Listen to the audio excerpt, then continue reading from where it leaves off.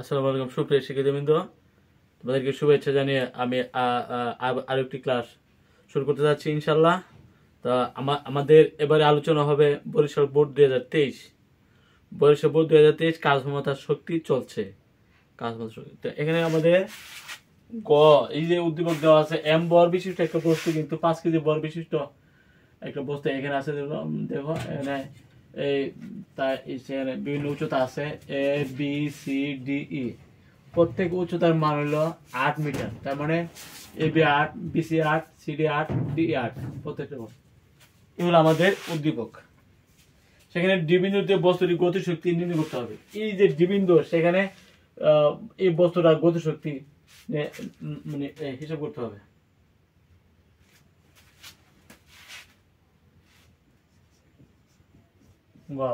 D বিন্দুতে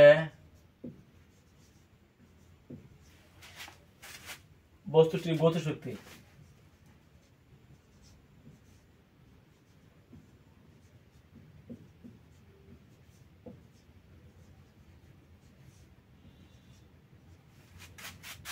নির্ণয় করো।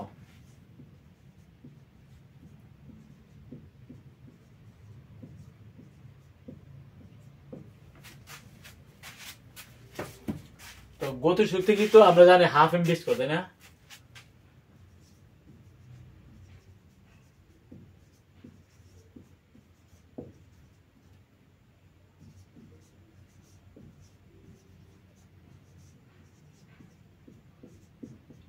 কে মানে kinetic energy half M V square. এখানে এম কত? বস্তুর ভর এম সমান 5 কেজি, কিন্তু এখানে বি স্কয়ার কিন্তু নাই। এই জন্য আমাদের বি স্কয়ারটা হিসাব করতে হবে।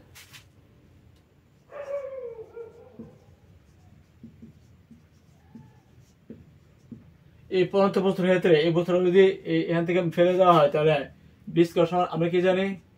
ইউ স্কয়ার প্লাস 2gh, তাই না? বস্তুর যখন 4 তখন তার আগে এগুলো 0। 2 ইন্টু জি এর মান 9.8, আর এস ডি বিন্দু পর্যন্ত 8 8 8, তার মানে 24 মিটার। আমরা হিসাব করি বি স্কয়ার সমান কত আসে?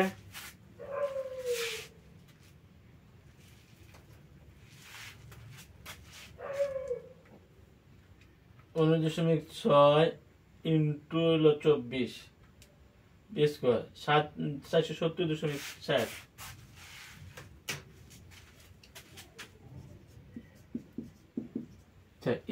বি স্কয়ার, যেহেতু বি স্কয়ার এখানে প্রয়োজন, আমরা বি স্কয়ারটা হিসাব করে নিলাম। ঠিক আছে, আমরা এই ডিভিজিত গতিশক্তি, আমরা বস্তুর গতিশক্তি হিসাব করতে পারবো। তাহলে আমরা বলতে পারি হাফ ইন্টু এম হইল 5 কেজি, তাই না? 5 কেজি, আর বি স্কয়ার মানে 470.4 meter square per second square. বেগ যদি মিটার পার সেকেন্ড হয়, তাহলে বি স্কয়ার কি হবে? Metre square per second square. আমরা লিখলাম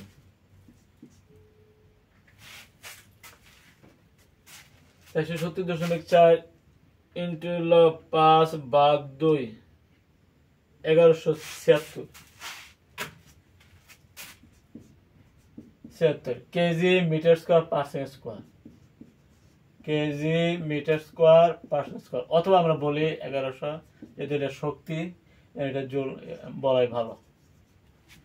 ঠিক আছে, এইভাবে আমরা সমস্যা করতে পারি। যে বলে যা বলে তাই আমাদের হিসাব। এখানে বি স্কয়ার ছিল না, বি স্কয়ারটা আমরা হিসাব করে নিলাম।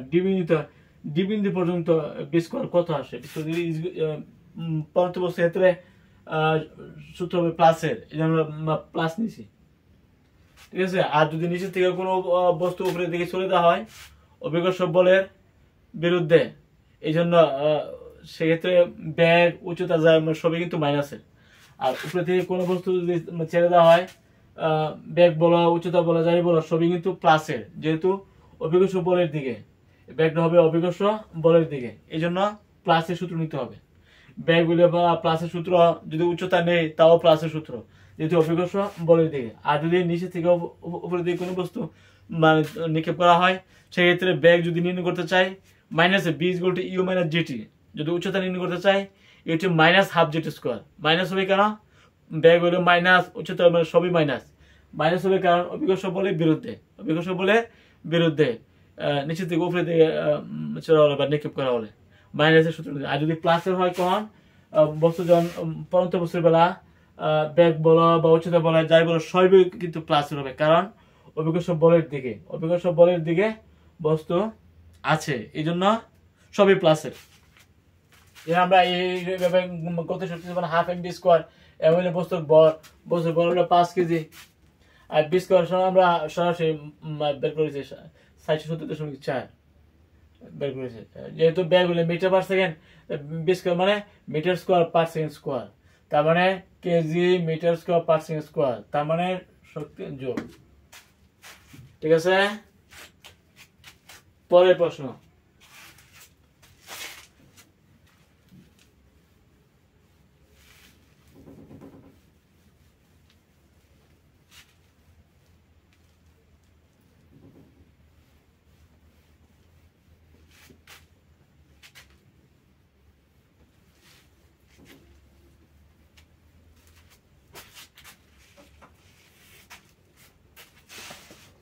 বস্তুটি মুক্তভাবে পড়তে থাকলে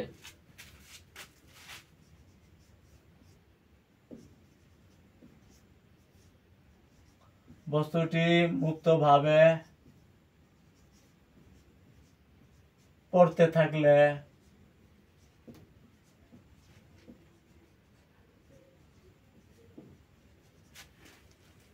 এ বি সি ডি ও ই বিন্দুতে, এ বি সি ডি ও ই বিন্দুতে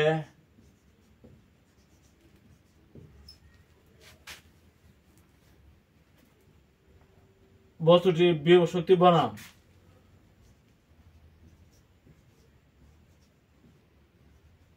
বস্তুটির বিভব শক্তি বনাম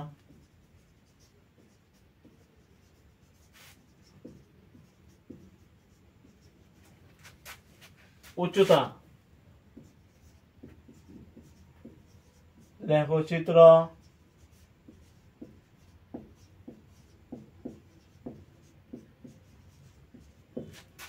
অঙ্কন করে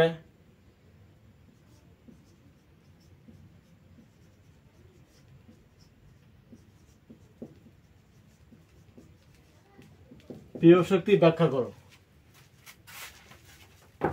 বিভব শক্তি আমরা বিভিন্ন উচ্চতায়, ডি বিন্দুতে তার উচ্চতা হলো 8 মিটার, সি বিন্দুতে কিন্তু উচ্চতা হলো 16 মিটার, বি বিন্দু উচ্চতা কিন্তু 24 মিটার, এ বিন্দু উচ্চতা হলো 32 মিটার, তাই না? বিভিন্ন বিন্দুতে বিভিন্ন বিভব, যেহেতু উচ্চতা বিভিন্ন স্থানে বিভিন্ন। ডি বিন্দুতে, ডি বিন্দুতে বিভব শক্তি এম জি এইচ, এম হইল 5 কেজি, জি হলো 9.8 metre per second square, H হইল ডি বিন্দুতে এইচ হলো 8 মিটার, তাই না? 8 মিটার, তাহলে কত হবে? 49 × 4,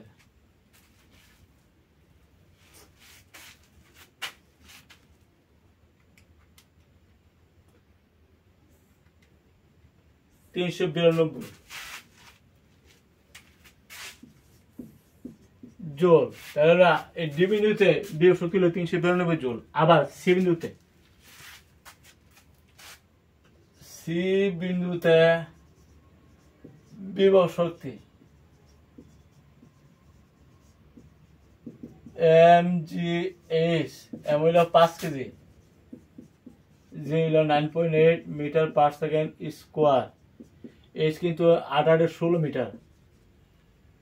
এক্ষেত্রে কত হবে?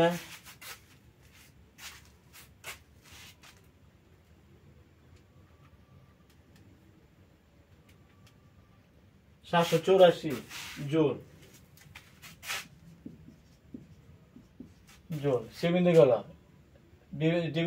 বি বিন্দুতে বি বিন্দুতে বিভব শক্তি কত হবে mgh 5 KG m 9.8 metre per second square h কিন্তু এখানে 324 মিটার তাহলে কত হবে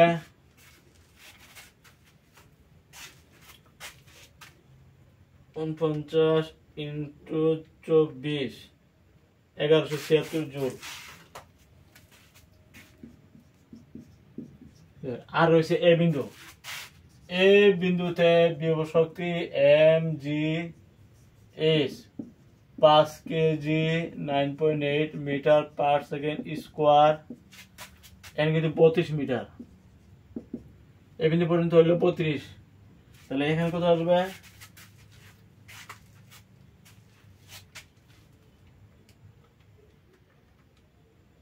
1568 জুল এখন আমরা বিভব শক্তি বনাম উচ্চতা লেয়ার চিত্র অঙ্কন করতে হবে আমরা যদি লেয়ার চিত্র অঙ্কন করি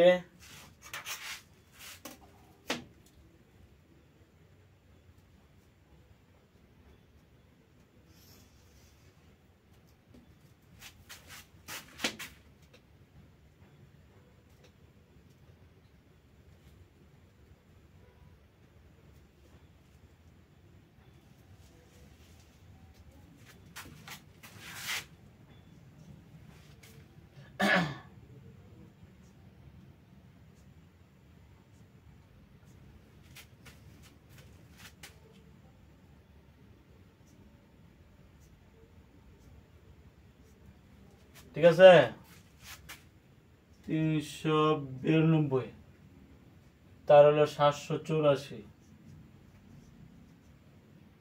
তারপর হলো 1176 1568 জুল তাই না আমরা প্রথমে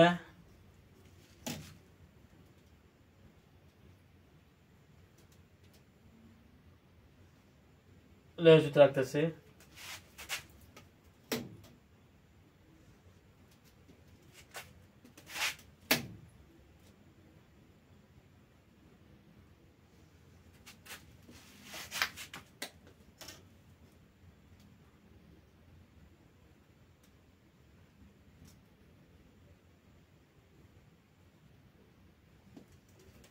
তারপরে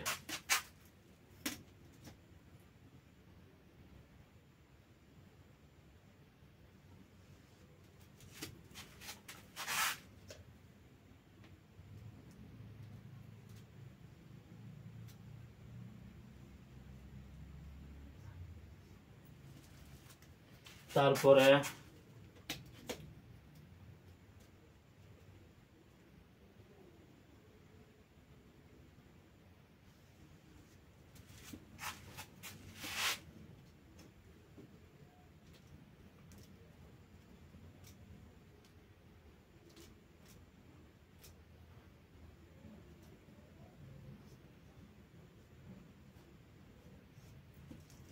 আমরা রেল চিত্রটা আঁকার জন্য চেষ্টা করছি সুপ্রিয় শিক্ষার্থীবৃন্দ দেখো তোমরা মূল বিন্দুগামী রেখা কিন্তু একটা এখানে পাইতে হবে যদি না পাই তাহলে তো আমরা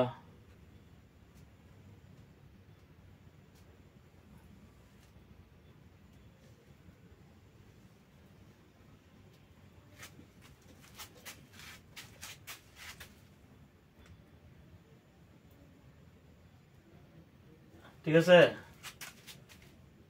ঠিক করা যাবে হয়ে গেল মূল বিন্দুগামী একটা রেখা আমরা পাইলাম 8 মিটার 16 মিটার 24 মিটার 32 মিটার এই দুইগুলো উচ্চতা মিটার এই দুইগুলো তোমার বিভব শক্তি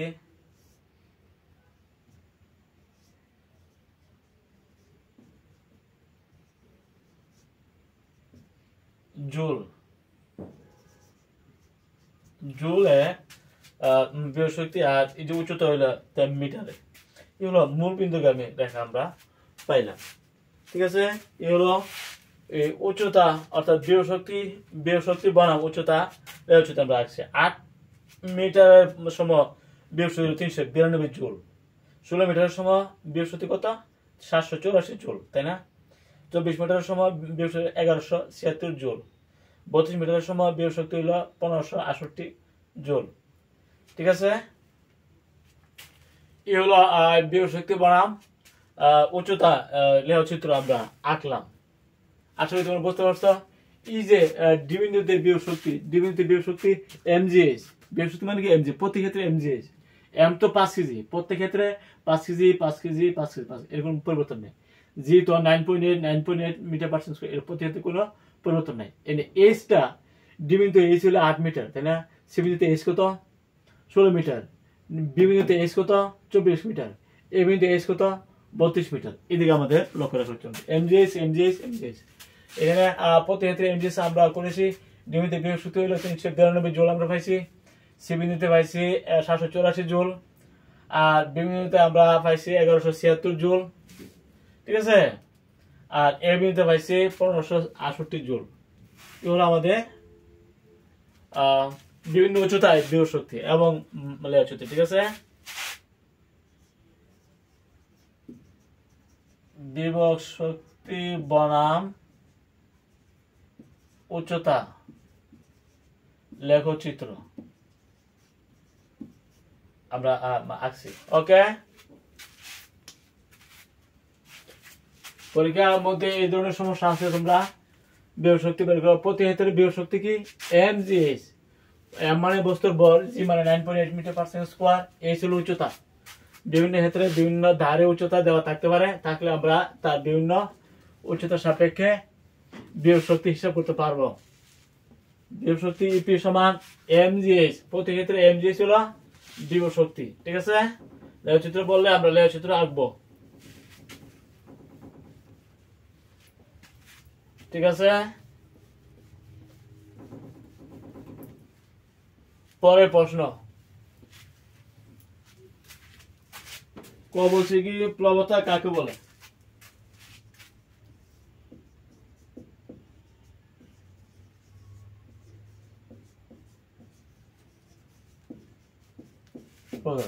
কোন বস্তুকে তরল বা বায়ু পদার্থে আংশিক বা সম্পূর্ণভাবে ডুবালে বস্তুর কিছু ওজন হারায় বলে মনে হয়।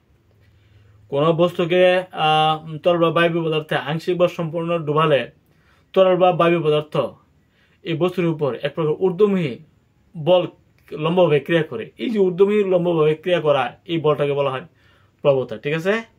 কোন বস্তুকে তরল বা বায়ু পদার্থে আংশিক বা সম্পূর্ণ ডুবালে তরল বা বায়ু পদার্থ বস্তুটির উপর এক প্রকার ঊর্ধ্বমুখী লম্বভাবে ঊর্ধ্বমুখী বল প্রয়োগ করে।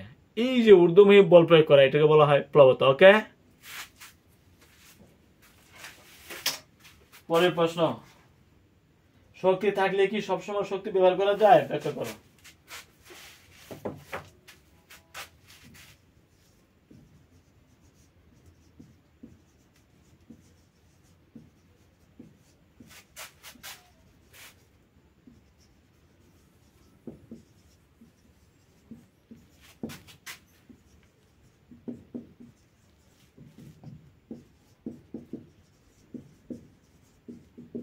আমরা যে বিদ্যুৎ শক্তি আমরা দেখেছি, যে পাওয়ার প্ল্যান্টে যে বিদ্যুৎ শক্তি তৈরি করা হয়, পানি বিদ্যুৎ, কাপ্তায় পানি বিদ্যুৎ, কয়লা আছে, রূপপুর পারমাণবিক কয়লা বিদ্যুৎ কেন্দ্র, তারপরে বিভিন্ন ভাবে যে বিদ্যুৎ উৎপাদন, নিউক্লিয়ার বিদ্যুৎ কেন্দ্র, প্রত্যেকের বিদ্যুৎ কেন্দ্র থেকে যে মোট বিদ্যুৎ উৎপাদন করা হয়, পাওয়ার প্ল্যান্ট থেকে এগুলি সাপ্লাই করা হয়। সাপ্লাই করার ক্ষেত্রে লক্ষ্য করা যায় যে মোট গ্রেডে বিতরণ করার পরে মোট যে বিদ্যুৎটা পাওয়া যায় না, কিছু বিদ্যুৎ অপচয় হয়, এটা বলা হয় সিস্টেম লস।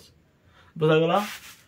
শক্তি থাকলে সবসময় এই শক্তিটা ব্যবহার করা যায় না, কিছু শক্তি এমনি অপচয় হয়ে যায়, নষ্ট হয়ে যায়, তাই না? এই যে সৌরশক্তি, এর সাহায্যে আমরা সব কাজই করতে পারতেছি, তাই না? সমুদ্রের বিশাল যে জলরাশি, সেখানে এই যে পানি শক্তি, পানিকে ব্যবহার করে আমরা বিদ্যুৎ শক্তি উৎপাদন করতে পারছি। তাছাড়া যে বিভিন্ন অনেক শক্তি আছে যে আমরা পরিপূর্ণভাবে ব্যবহার করতে পারি না, কিছু অবচয় হয়ে যায়, ঠিক আছে। তার মানে এটাই, শক্তি থাকলে সবসময় ব্যবহার করা যায় না। ওকে, আগামী ক্লাসে আমন্ত্রণ জানিয়ে এখানে শেষ করছি। সবাই ভালো থাকো, আলহামদুলিল্লাহ।